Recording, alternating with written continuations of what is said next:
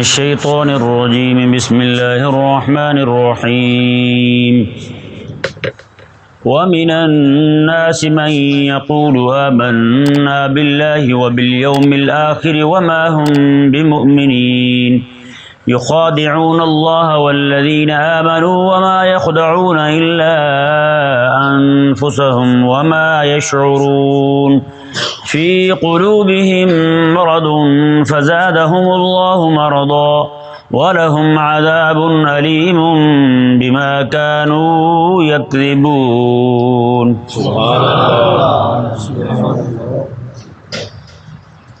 آیت نمبر 6 سے 7 دو آیات کریمہ میں اللہ تبارک و تعالی نے کافروں کا حال بیان فرمایا، آگے منافقین کا حال بیان ہو رہا ہے۔ یہ ذہن میں رہے، مکہ مکرمہ میں کوئی بھی منافق نہیں تھا، مکہ میں کوئی بھی منافق نہیں تھا۔ جو کافر تھا خالص کافر تھا، جو مومن تھا خالص مومن تھا، نفاق کا وجود وہاں نہیں تھا۔ منافق جو ہیں یہ مدینہ منورہ میں آ کر کے پیدا ہوئے۔ کریم آقا علیہ السلام مدینہ میں تشریف لائے تو یہودی جو ہیں انہوں نے اپنے گروہ تیار کیا، انہیں کہا کہ انہوں میں بھی دو گروہ تھے، منافقوں میں بھی۔ ایک گروہ وہ تھا جو صبح صبح اسلام لاتا اور شام کے وقت اسلام کا انکار کر دیتا، تاکہ لوگوں کو اسلام سے باغی کیا جا سکے، لوگوں کو بتایا جا سکے اگر اسلام میں کوئی خیر ہوتی، اسلام کو اچھا مذہب ہوتا تو ہم مسلمان نہ رہتے، دیکھو ہم نے تو اسلام چھوڑ دیا ہے، ٹھیک ہے جی۔ اور دوسرا گروہ وہ تھا جو مستقل طور پر منافق ہی رہے، انہوں نے اپنے آپ کو شروع دن سے لے کر آخر تک اپنے آپ کو منافق ہی رکھا، وہ اسلام کی طرف ایک دن بھی مائل نہیں ہوئے۔ اب منافق جو ہے یہ نفاق بندے میں دو وجہ سے آتا ہے، یا تو بزدلی کی وجہ سے یا پھر لالچ کی وجہ سے۔ بزدلی اس لیے بندے میں پیدا ہوتی ہے کہ جب دو جماعتوں کا آپسی ٹکراؤ ہو جائے، حق اور باطل کی جماعت، منافق جو ہے وہ نہ حق کے ساتھ کھڑا ہو سکتا ہے نہ باطل کے ساتھ کھول کے کھڑا ہو سکتا ہے، کیونکہ وہ بزدل ہوتا ہے منافق۔ وہ یہ کہتا ہے کہ کسی ایک کے ساتھ کھڑا ہوں گا تو دوسرے کی دشمنی مفت میں مول لینی پڑنی ہے۔ کون بندہ کسی کے اوکھلی میں سر پھنسائے اپنا، کیوں کسی کی دشمنی مول لے، ایسے بندہ اپنا سکون برباد کرے۔ تو اس لیے ہم جو ہے وہ دونوں طرف سے ملا کر کے رکھتے ہیں، دونوں طرف سلام دعا بنا کے رکھتے ہیں، جس پر بھی کوئی آفت آ پڑی ہم اسے چھوڑ دیں گے، دوسرے کے ساتھ ہو جائیں گے۔ مدینہ منورہ کے اندر منافقین کا حال بھی یہی تھا، وہ یہی کہتے تھے کہ رسول اللہ علیہ السلام اگر فتح یاب ہوئے تو ہم رسول اللہ علیہ السلام کے ساتھ مل جائیں گے، اگر یہود و نصارہ اور مشرکین جو ہیں وہ فتح یاب ہوئے تو ہم ان کے ساتھ مل جائیں گے۔ اور پھر منافقین یہ جو ذلیل تھے، پوری دنیا کائنات کے سب سے بڑے اذل تھے، انہوں نے نعوذ باللہ من ذالک مدینہ منورہ کے اندر رہ کر انہوں نے یہودیوں کے ساتھ ساز باز کی اور آقا علیہ السلام پر حملہ کرنے کے لیے انہیں تیار کیا، اور پھر جناب انہوں نے مشرکین کے ساتھ ساز باز کی۔ عبداللہ بن ابی جو ہے ہر موقع پر جب بھی آقا علیہ السلام جہاد کے لیے روانہ ہونے لگتے راستے سے واپس آ جاتا، لوگوں کو بھی ساتھ لے آتا، کہتا ہو یہ چلیں جی، یہ تو میں آقا علیہ السلام تبوک پر روانہ ہونے لگے نا جی، یہ ساتھ چلا تھا، کچھ سفر گیا وہاں جا کے کھڑا ہو کے یہ کہنے لگا کہ میں دیکھ رہا ہوں اپنی آنکھوں سے کہ رومی جو ہے نا انہوں نے آقا علیہ السلام کے صحابہ کا کہنے لگا انہیں وہاں پہ باندھ کے پہاڑوں میں پھینک دیا انہیں، جی میں دیکھ رہا ہوں اپنی آنکھوں سے، یہ مذاق سمجھ رہے ہیں رومیوں کے ساتھ ٹکرانا، ان کے ساتھ لڑنا یہ مخول سمجھ رہے ہیں، نعوذ باللہ من ذالک۔ پیار اور محترم بھائیو، جس طرح کر کے اس منافق نے اس وقت اہل اسلام میں بزدلی پھیلانے کی کوشش کی تھی، لیکن اس کے ہاتھ وہی چڑھے تھے جو منافق ہی تھے، مومن نہیں تھے، ہیں جی۔ آقا علیہ السلام وہ جانے لگے تو بھی یہ بندے واپس لے کے آ گیا، 300 سے زائد بندے واپس لے آیا تھا عہد جاتے ہوئے۔ تو بتائیں مدینہ سے عہد کا فاصلہ ہے ہی کتنا، یعنی اتنا سفر بھی نہیں کر سکا عبداللہ بن ابی منافق جو ہے، لیکن کیا ہوا، ذلیل و رسوا ہوا، اللہ تبارک و تعالی نے اسے ایسا خجل کیا۔ ایک اور موقع پر آقا علیہ السلام جہاد کے لیے تشریف لے گئے تو یہ بھی ساتھ گیا، جی وہاں سے واپسی پر جو ہے یہ نعوذ باللہ کہنے لگا کہ ہم عزت والے ہیں، سب سے زیادہ عزت والے ہیں، ہم سب سے زیادہ جو ذلیل ہیں ان کو مدینے سے نکال دیں گے، نعوذ باللہ۔ اس کا اشارہ رسول اللہ علیہ السلام اور حضور کے صحابہ کی طرف تھا، جی یہ انہیں کہنے لگا کہ ہم انہیں وہاں سے نکال دیں گے مدینے سے۔ آقا علیہ السلام مدینہ پہنچ گئے، آقا علیہ السلام کو یہ اطلاع ملی تو عبداللہ بن ابی منافق جو ہے نا اس کا سگا بیٹا، وہ رسول اللہ علیہ السلام کا سچا غلام، ان کا نام بھی حضرت عبداللہ تھا، ان کا نام بھی عبداللہ تھا، حضرت عبداللہ بن ابی۔ آقا علیہ السلام نے انہیں فرمایا میں تیرے ابے نے یہ بات کی ہے، انہوں نے یہ نہیں کہا حضور اجازت ہو تو ابے کو کچھ کہہ لو، ابا تو ابا ہے پھر، نہ آقا علیہ السلام سے پوچھا نہیں ہے، سیدھے گئے وہاں جہاں پہ بھی عبداللہ بن ابی ملا نا حضرت عبداللہ رضی اللہ تعالیٰ عنہ کو، وہیں پکڑ کے اسے زمین پر پٹخ دیا اور اس کے سینے پر چڑھ گئے۔ میں یہیں پر پڑے پڑے کہہ اپنے آپ کو میں بڑا کائنات کا ذلیل ہوں، اور یہ کہہ سب سے زیادہ عزت والے محمد رسول اللہ صلی اللہ علیہ وسلم۔ اس منافق نے یہ کہا تو پھر حضرت عبداللہ رضی اللہ تعالیٰ نے چھوڑا۔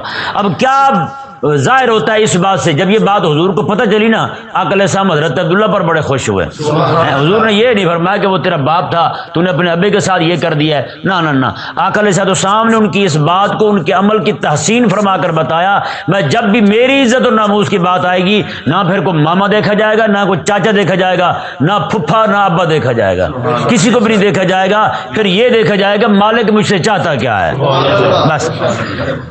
تو پیارے اور محترم بھائیو، نفاق جو ہے یا تو بزدلی کی وجہ سے پیدا ہوتا ہے، بندہ جو ہے وہ نہ حق کے ساتھ کھڑا ہو سکتا ہے اور نہ باطل کے ساتھ کھڑا ہو سکتا ہے، وہ بین ہی رہتا ہے، اور یا پھر لالچ کی وجہ سے پیدا ہوتا ہے نفاق۔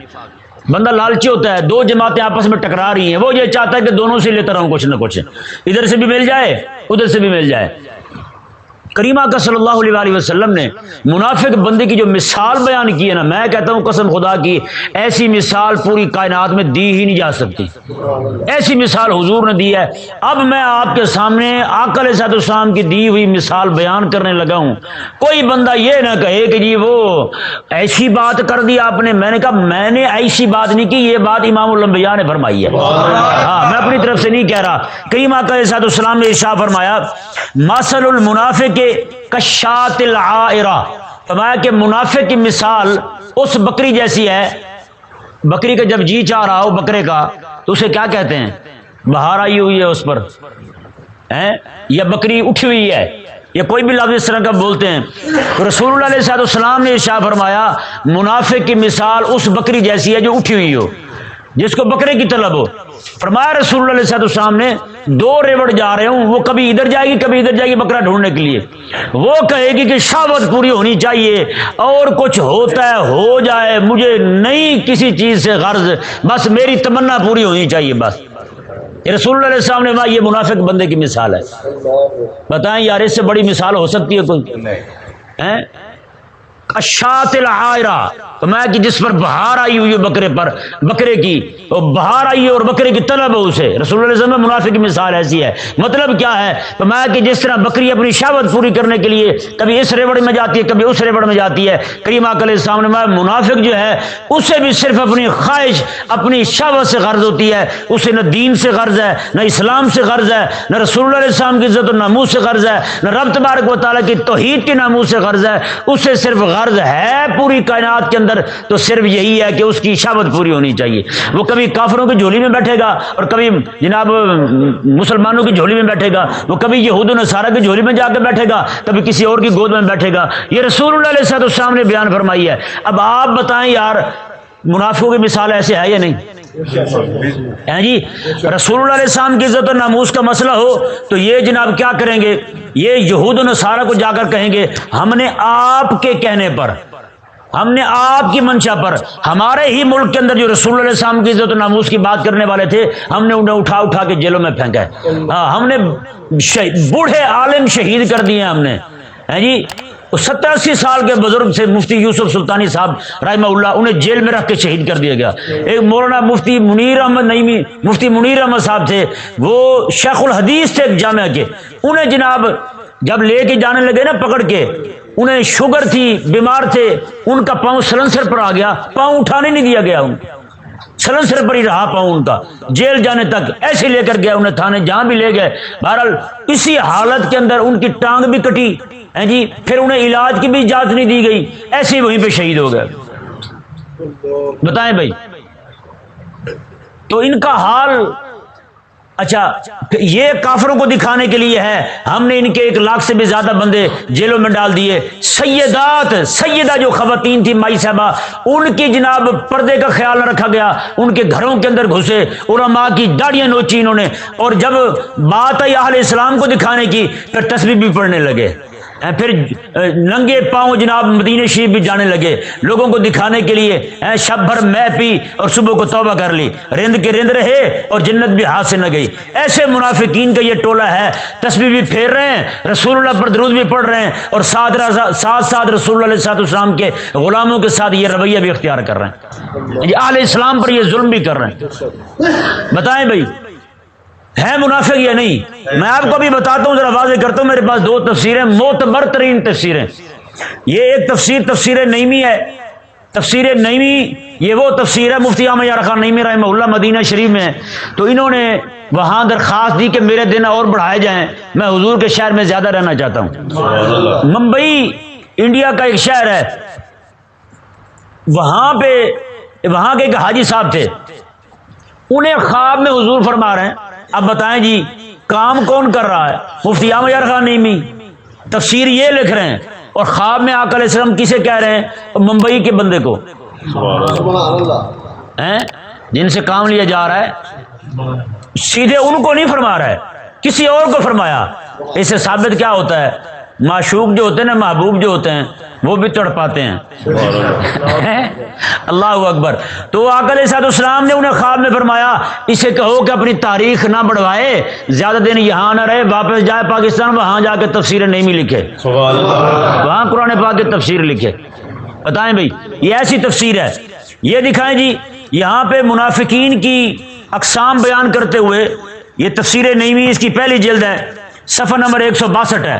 یار آپ میں سے ہر بندہ یہ غور کرے کہ مفتی صاحب کیا لکھ رہے ہیں۔ یہ بندہ معتبر ترین اور مستند ترین بندہ، یار یہ بندہ رسول اللہ علیہ السلام کی بارگاہ کا مقبول ترین بندہ ہے۔ خضر علیہ السلام کے ساتھ ان کی ملاقات ہوتی تھی۔ بتائیں بھائی سمجھ آیا نا مسئلہ؟ یہ وہ بندہ تھا یار، جب کسی ولی کے دربار پہ جاتا تو ولی باہر نکل کے ملنے کے لیے آ جاتا تھا، ایسا بندہ تھا جی۔ مفتی احمد یار خان نعیمی رحمہ اللہ فرماتے ہیں منافقین کی 4 قسمیں ہیں جی۔ تیسری قسم یہ بیان کرتے ہیں، فرماتے ہیں کہ کوئی بندہ زبان سے اسلام کا اقرار بھی کرے اور دل میں تصدیق بھی ہو۔ اللہ اکبر، مومن بن گیا نا؟ زبان سے اقرار ہو، دل میں تصدیق ہو، زبان سے کہے کہ اللہ ایک ہے، دل اور زبان سے کہے کہ محمد رسول اللہ صلی اللہ علیہ وسلم اللہ تعالیٰ کے سچے نبی اور آخری رسول ہیں، یہ زبان سے کہے، اور فرمایا کہ دل میں تصدیق بھی ہو، دل سے بھی مانے، دل سے بھی مانے کہ خدا تبارک و تعالیٰ ایک ہے، توحید اس کی سچی ہے جی، اس کی الوہیت سچی، سارا کچھ مانے۔ اچھا، زبان سے اقرار ہو، دل میں تصدیق ہو، فرمایا مگر دنیا کی محبت اس پر ایسی غالب ہو کہ دنیا کے نفع کو ایمان سے بھی پہلے جانتا ہو، دنیا کا نفع ایمان سے مقدم جانتا ہو، دنیا کا نفع اس کے نزدیک پہلے ہو اسلام کے نفع سے، دین سے پہلے ہو دنیا کا نفع۔ آگے کیا فرمایا کہ دنیا کے لیے اسلام کے مجاہدین کا مقابلہ بھی کرے اور اہل اسلام کی بربادی اور دین کا مذاق اڑانا بھی اس کے نزدیک مشکل نہ ہو۔ اہل اسلام کے لشکر جو ہیں مسلمان، ان کا مقابلہ کرنے کے لیے تیار ہو جائے، ان پر گولی چلانے کے لیے تیار ہو جائے، ان کو مارنے کے لیے تیار ہو جائے، ان کو گرفتار کرنے کے لیے تیار ہو جائے، جیلوں میں پھینک کر۔ میرے استاد تھے، انہوں نے جیل میں رکھا 2 مہینے تک پورے، پولیس والوں نے۔ تو کیا کرتے تھے، ان کا پچھلا حصہ جو انہوں نے کہتے پیچھے کرو، دروازے کی طرف، جنگلے والا دروازہ ہوتا ہے آپ کو معلوم ہے، پیچھے کر کے ان کی پشت پر، یہ بیٹھنے والی جگہ پر انجیکشن لگاتے تھے، اور اگر کوئی اس طرح بھی کر دیتے نا تھوڑا سا کام بھی جاتا تو گندی گندی ماں بہن کی گالیاں دیتے تھے۔ 2 مہینے تک کہتے ہیں کوئی دن ایسا خالی نہیں گیا ہمیں انجیکشن نہ لگایا گیا، ایسے ٹیکے لگا دیتے تھے۔ یہ علماء کا حال کیا انہوں نے، اور ماں بہن کی گالیاں دیتے تھے۔ کس لیے دیتے تھے؟ تنخواہ کا مسئلہ تھا نا، پیسے کا مسئلہ تھا۔ یہ دیکھیں آگے فرمایا کہ دنیا کی خاطر اہل اسلام کے لشکر کا مقابلہ کرنے لگے اور اہل اسلام کی بربادی اور دین کی مذمت اس کے نزدیک کچھ مشکل نہ ہو، جو کچھ کافر چاہے اسے پیسے دے کر اس سے کروا دے، چاہے اس میں اسلام کا نفع ہو یا نقصان ہو۔ بتائیں بھائی، نیچے سے لے کر اوپر تک سارے کے سارے پیسے کا مسئلہ رکھ دینا، پولیس والوں سے لے کر اوپر تک جس کے جتنے مرضی پھول لگے ہوں سارے کے سارے اسلام کے ساتھ دشمنی کرتے یا نہیں کرتے یار؟ بتائیں یار۔ اس وہاں بیٹھے کافر نے کہا کہ سوشل ڈسٹینس رکھو، مسجدوں سے لوگوں کو نکال دو۔ یہ ٹی وی میڈیا سے لے کر نیچے پولیس والوں تک سب نے مساجد کو ذلیل کیا نہیں کیا؟ نقصان کیا یا نہیں کیا یار مساجد کا؟ تو پھر بتائیں، مفتی احمد یار خان نعیمی فرما رہے ہیں کہ زبان سے اقرار ہو رب ایک ہے اور دل میں تصدیق ہو کہ رب ایک ہے۔ زبان سے اقرار ہو کہ محمد صلی اللہ علیہ وسلم کی نبوت سچی ہے، دل میں تصدیق ہو کہ رسول اللہ علیہ السلام کی نبوت اور ختم نبوت کا عقیدہ سچا ہے، پھر بھی وہ بندہ کافر کیوں؟ دیکھیں جی، فرماتے ہیں یہ تینوں قسم کے لوگ سخت قسم کے کافر ہیں، چاہے زبان سے کلمہ پڑھے اپنے آپ کو عاشق رسول ہی کیوں نہ کہے، چاہے اس کے گھر میں غلاف کعبہ کا ٹکڑا کیوں نہ پڑا ہو، چاہے اس کے گھر کے اندر جنت البقیع کا مصلی کیوں نہ پڑا ہو، چاہے اس کے گھر میں رسول اللہ علیہ السلام کے منہ مبارک کیوں نہ پڑے ہوں، چاہے اس کے گھر میں آقا علیہ السلام کے نالین شریف کیوں نہ پڑا ہو۔ یار یہ مفتی احمد یار خان نعیمی فرما رہے ہیں زبان سے کہے کہ خدا ایک ہے، دل میں تصدیق ہو، پھر بھی بندہ سخت قسم کا کافر ہے۔ کون سا کافر ہے؟ سخت قسم کا کافر ہے۔ یہ میرے ہاتھ میں تفسیر ہے، یہ میں نے نہیں لکھی، میں تو صرف پڑھ کے سنا رہا ہوں۔ اور کوئی بندہ کہتا ہے میں غلط پڑھ رہا ہوں، کوئی آئے کھڑا ہو کے یہی پڑھ دے عبارت، اردو عبارت ہے، عربی نہیں ہے کتاب یہ۔ بتائیں بھائی، جس کو بھی دیکھو وہ جی ہم بھی عاشق رسول ہیں، لیکن آپ کو پتہ نہ پھر مسئلہ ہے ختم نبوت پر جا کر ڈاکہ پڑا تھا۔ میں حقیقت والی بات ہے، آج بھی ٹی وی پر ان کی جو بحث ہوئی تھی وہ آج بھی موجود ہے۔ انہوں نے ٹی وی پر بیٹھ کر ایک دوسرے پہ الزام لگائے کہ ختم نبوت کا جب مسئلہ بنا تھا تو اس وقت تم نے اتنے کروڑ لیے تھے، تم نے اتنے کروڑ لیے تھے، اتنے کروڑ لے کر یار بندہ کلمہ پڑھنے والا رسول اللہ کا حضور کے ختم نبوت کے ساتھ بھی غداری کر سکتا ہے؟ بتائیں بھائی، کلمہ پڑھنے والا رسول اللہ علیہ السلام کا اور ناموس رسالت پر جناب ڈاکہ پڑ جائے، آقا علیہ السلام کی ناموس کا مسئلہ بن جائے تو پھر بھی جناب لوگوں سے پیسے لے کر اہل اسلام کو جیلوں میں ڈالتا رہے، مومن ہے وہ؟ بولو نا یار، یہ ذرا پڑھ کے سنائے نا مولوی جو بیٹھے ہوئے ہیں اپنے حجروں کے اندر۔ یہ دکھائیں جی، یہ تفسیر حقانی مولانا عبدالحق حقانی رحمہ اللہ، آپ ہند کے ہیں، آپ بیان فرماتے ہیں جی، فرمایا کہ شیوم تیسری قسم یہ کہ دل میں تو تصدیق ہو مگر کامل نہ ہو، اور گناہوں اور دنیا کی محبت اور شہوت اس پر ایسی چڑھ جائے کہ یہ دنیا کے نفع کو ایمان پر بھی مقدم سمجھتا ہو، دنیا کے چار پیسے اس کے نزدیک قیمتی ہوں لیکن رسول اللہ علیہ السلام کا دین اس کے نزدیک قیمتی نہ ہو، ایمان قیمتی نہ ہو، تو ماتے دنیا کی خاطر اسلام کے لشکر کا مقابلہ کرے اور اہل اسلام کی بربادی اور دین کی بےزتی کرنے سے بھی باز نہ آئے، دین کی حجب کرنے سے بھی باز نہ آئے، فرماتے ہیں اس کے نزدیک کچھ کام مشکل نہ ہو، میں یہ تینوں قسم کے لوگ سخت قسم کے کافر ہیں اور جہنم کے سب سے نچلے درجے میں رہیں گے، سب سے نچلے درجے میں رہیں گے۔ یہ تفسیر حقانی ہے، یہاں پہ ایک مکتبہ لاہور کا یہیں سے تباہ ہوئی کتاب یہ والی، اس کا پہلی جلد ہے، اس کی صفحہ نمبر اس کا 97 ہے، 97 جسے کہتے ہیں، 97 صفحہ ہے اس کا۔ اب یہ دو باتیں میں نے معتبر ترین امت کے علماء جو ہیں ان کے حوالے سے آپ کے سامنے بیان کی ہیں۔ تو دیکھیں بھائی، رب تبارک و تعالی نے یہاں پر اب ان کا حال آپ نے سن لیا، بہار آئی ہوئی بکری والا، یہود و نصارہ سے بھی پیسے لے لیے اور اہل اسلام کے سامنے تصویر بھی ہلا لی، اہل اسلام کو یہ باور کرا دیا کہ ہم تو بھائی عاشق رسول ہیں، ہم تو بھائی رسول اللہ علیہ السلام کے غلام ہیں۔ میں اکثر یہ کہتا ہوں خدا کے بندو میری بات سنیو نا، صرف مسلمان بن کے سنا کرو، کسی جماعت کے رکن یا کسی کے خوش آمدی اور چاپلوسی بن کے نہیں، کہ نہیں سمجھ آئی؟ کئی لوگوں کو تکلیف ہو جاتی ہے جی آپ نے ایسی بات، میں نے کہا یار یہاں میرے پاس بیٹھے نا تو مسلمان بن کے سن، جب میں مسلمان بن کے تمہیں سنا رہا ہوں، کسی جماعت کی حمایت لے کر دل میں رکھ کے نہیں، صرف اور صرف اس لیے مجھے حمایت ہے تو رسول اللہ علیہ السلام کے دین کی ہے، بس میرے دل میں تڑپ ہے تو رسول اللہ علیہ السلام کے دین کی، بس کسی اور شے کی نہیں ہے، نہ ہم کسی جماعت کو مانتے نہ کسی لیڈر کو مانتے ہیں، کہ نہیں سمجھ آیا مسئلہ؟ یار مجھے فکر ہے آپ کا ایمان کی، آپ کا ایمان بچ جائے، اگر پھر بھی آپ کہتے ہیں کہ ہمارے لیڈر کی توہین ہو گئی ہے تو آپ کا لیڈر اسلام کی قرآن کی شریعت کی توہین کرتا رہے، پھر بھی آپ کو آپ کا لیڈر اچھا لگے تو پھر معذرت کے ساتھ آپ مسلمان نہیں ہیں، آپ مسلمان نہیں ہیں، پھر بلکہ معذرت نہیں بنتی اس پر، منہ پہ ٹھوک کے کہتے ہیں کہ بندہ مسلمان نہیں ہے جو بندہ، جس بندے کو دین کے یہی ابھی سنا ہے نا آپ نے، جس بندے کو دنیا کا نفع عزیز ہو ایمان عزیز نہ ہو، وہ بندہ کون ہے؟ سخت قسم کا کافر ہے وہ، نیچے سے لے کر اوپر تک ساری اسلام کے ساتھ جو کھلواڑ ہو رہا ہے وہ سارے کا سارا اسی لیے ہو رہا ہے۔ یعنی عدالت جب کہنے لگی تھی کہ سود جو ہے منع کر دی جائے، یہاں پہ پاکستان میں کاروبار بند کر دی جائے، تو اس وقت آپ کے ہی ملک کے انتہائی معتبر ترین وزیر اعظم نواز شریف نے کہا تھا نہ نہ نہ سود بند نہ ہو، اس نے جناب سٹے لیا تھا، معلوم ہے آپ کو۔ تو جب سود اور رفیق تارڑ یہ بھی جو منموہن سنگھ گزرا بڑے کتے کے منہ والا، اس نے کہا تھا علماء سود کے معاملے میں نرمی پیدا کریں، بتائیں۔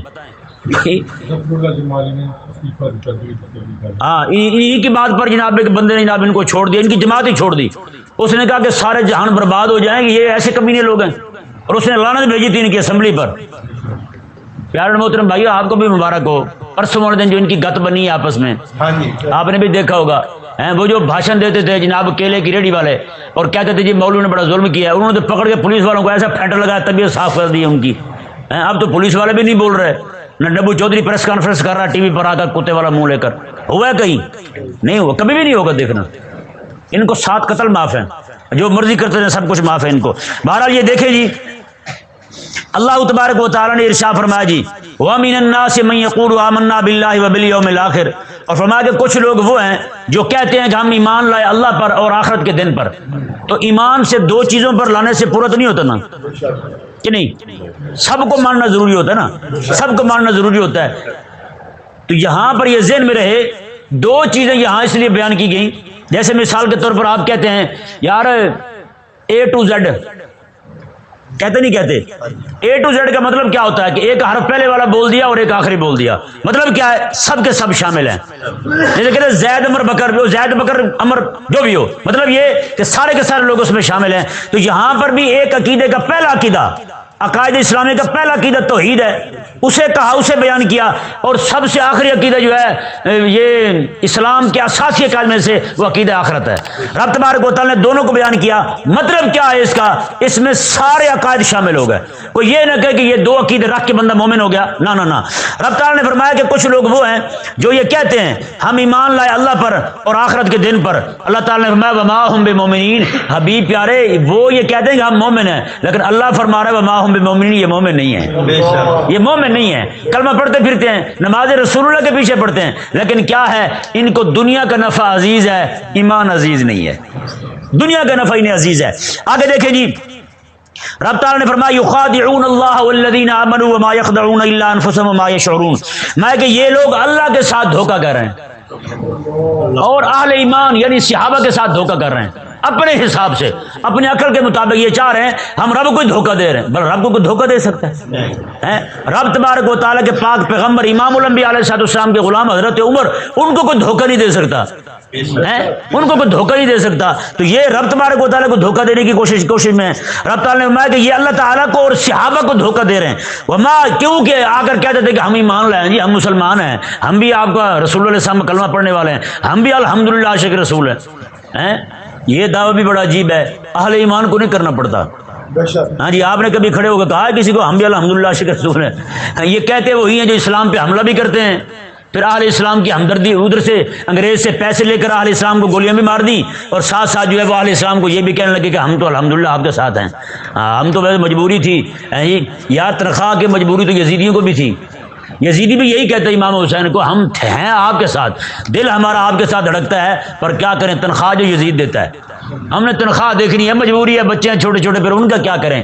ان ذلیلوں نے پھر امام حسین پر ہی تلوار چلا دی، امام حسین رضی اللہ تعالیٰ کے چھوٹے بیٹے کو بھی شہید کر دیا، جی آپ نے آپ کے بڑے بیٹے کو بھی شہید کر دیا انہوں نے۔ بتائیں تنخواہ ایسی لعنت ہوتی ہے، بندے کو ایسا ڈبوتی ہے کہیں کا نہیں رہنے دیتی۔ پھر یہ رب تبارک و تعالیٰ نے ارشاد فرمایا یہ لوگ اپنے تئیں اللہ تبارک و تعالیٰ کو دھوکہ دے رہے ہیں، اللہ تعالی نے فرمایا وما یخدعون الا انفسهم وما یشعرون، میں انہیں پتہ نہیں ہے، یہ دھوکہ اپنے آپ کو دے رہے ہیں، انہیں شعور تک نہیں ہے، شعور نہیں ہے انہیں۔ آج بھی جتنے لوگ اہل اسلام پر حملے کرتے ہیں یا جو بھی حرکتیں کرتے ہیں اسلام کے قوانین مٹانے کو ہیں، ناموس رسالت کے مسئلے میں جناب وہ دکنوسی اور دیوسیت جو ہے ان کے اندر داخل ہو گئی ہے، وہ بھی یہی سمجھتے کہ ہم دھوکہ دے رہے ہیں۔ تو رب تبارک و تعالی نے کیا فرمایا قیامت تک کے لوگوں کے لیے، میں کہ یہ رب تعالیٰ کو دھوکہ نہیں دے رہے، اہل ایمان کو دھوکہ نہیں دے رہے، یہ اپنے آپ کو دھوکے میں رکھے ہوئے ہیں، اپنے آپ کو دھوکے میں دے رہے ہیں۔ قیامت والے دن ان کی آنکھیں کھلیں گی۔ رب تبارک و تعالی نے ارشاد فرمایا فی قلوبہم مرض، میں یہ اسلام کی جو دشمنی ہے یہ مرض ہے، یہ کیا ہے؟ یہ مرض ہے۔ اسلام کو اور اہل اسلام کی جو بڑھوتری ہے نا اسے دیکھ کے انہیں تکلیف اٹھتی ہے۔ رب تبارک و تعالی نے ارشاد فرمایا یہ مرض ہے، اور ان کے مرض کا کوئی علاج ہے؟ نہ، ان کا علاج کوئی نہیں۔ فزادہم اللہ مرضا، اللہ تبارک و تعالیٰ ان کے مرض کو اور بڑھاتا جائے گا، ان کا مرض اور بڑھے گا، ان کا مرض بڑھے گا۔ اللہ تبارک و تعالیٰ نے فرمایا کیوں؟ ہاں وَلَهُمْ عَذَابٌ علیم، ان کے لیے دردناک عذاب ہے۔ وہ عذاب کیوں تیار ہوا؟ بما کانوا یکذبون، کیونکہ یہ اللہ تعالیٰ کی بارگاہ میں کھڑے ہو کر اور محبوب کے صحابہ سے جھوٹ بولتے ہیں، محبوب کے صحابہ سے جھوٹ بولتے ہیں، انہیں کہتے ہیں ہم آپ کے ساتھ ہیں لیکن ہیں نہیں ساتھ، اور یہ دعوے کرتے ہیں ہم الحمدللہ عاشق رسول یا عاشق رسول ہیں نہیں۔ ان کے لیے دردناک عذاب بھی ہے، اور وجہ کیا ہے؟ میں یہ جھوٹ بولتے ہیں۔ اور جھوٹ ان کا کون سا تھا؟ ایمان کے معاملے میں جھوٹ، باقی جھوٹ تو چھوٹے موٹے وہ تو بولتے رہتے ہیں لوگ، لیکن یہ جھوٹ یہ کوئی عام جھوٹ نہیں تھا، یہ اپنے ایمان کا اظہار کرنا، جھوٹ بولتے ہوئے اتنا بڑا جھوٹ، امام الانبیاء علیہ السلام کی بارگاہ میں جھوٹ۔ اللہ تبارک و تعالی ہمیں سمجھنے کی توفیق عطا فرمائے۔